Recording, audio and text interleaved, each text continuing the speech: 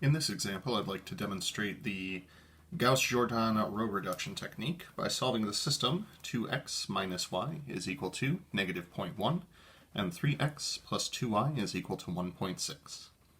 Now, the very first thing we'll need to do is set up an augmented matrix for this.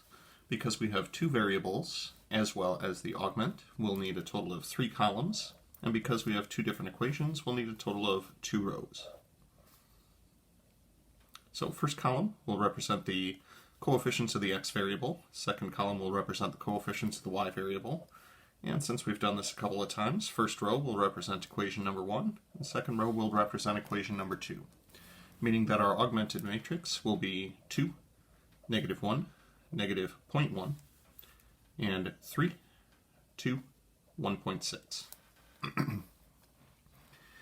Now, the order that we're supposed to be operating in here is the very first thing we want to do is get a 1 into the 1, 1 entry. So we want a 1 here. Now there are a couple different ways that we could obtain this. We could do a linear combination of the 2 rows together to attempt to get a 1 there. I'm going to go with probably the most straightforward way to get a 1 into that position and take half of the first row, make it the new first row. Now granted that will introduce a couple of additional decimals, but that's okay. So taking half of the first row, we'll get a 1. Half of negative 1 will be negative 0.5, and half of negative 0.01, or excuse me, negative 0.1 will be negative 0.05. The second row, for the time being, will remain the same as it was in the previous step.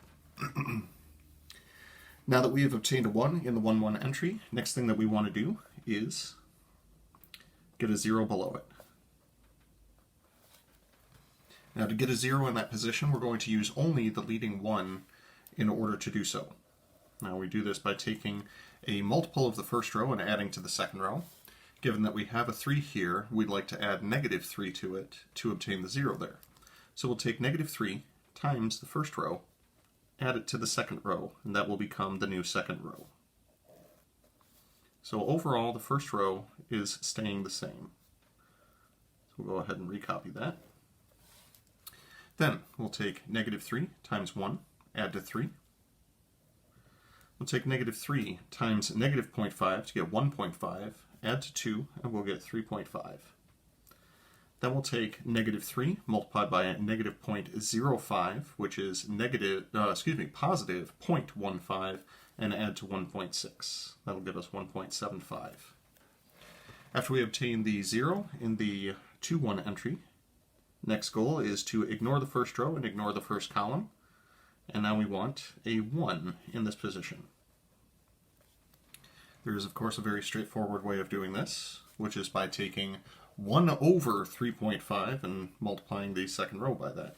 Now, 1 over 3.5 does reduce nicely as a fraction to 2/7, so we'll be taking 2/7 of the second row and making that the new second row. Overall, first row remains the same. The second row, we'll take 2/7 times 0, we'll get 0. 2/7 times 3.5 gives us the 1 that we wanted.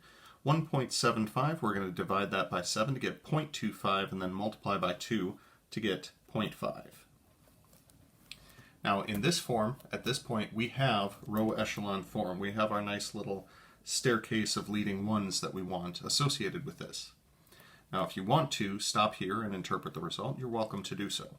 What I would recommend, though, is to take it one step further, and we'll actually go to reduced row echelon form by saying that we want a 0 in the 1, 2 entry as well.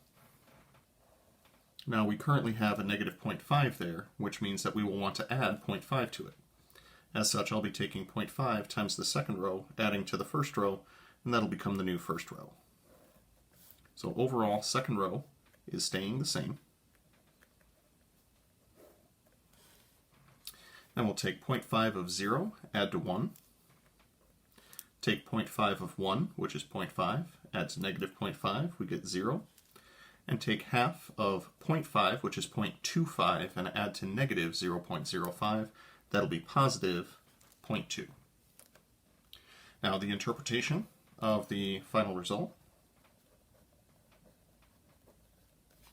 And just as a reminder, this was equation number 1, this is equation number 2, this is the coefficient of x, and this is the coefficient of y. We can interpret the first row as 1x plus 0y is equal to 0.2, or simply x is equal to 0.2. We can interpret the second row as 0x plus 1y is equal to 0.5, or simply y is equal to 0.5. Now because we started with 2 equations and 2 variables, we got simply a single value for each of them, we would refer to this system as being consistent. Yeah, good stuff.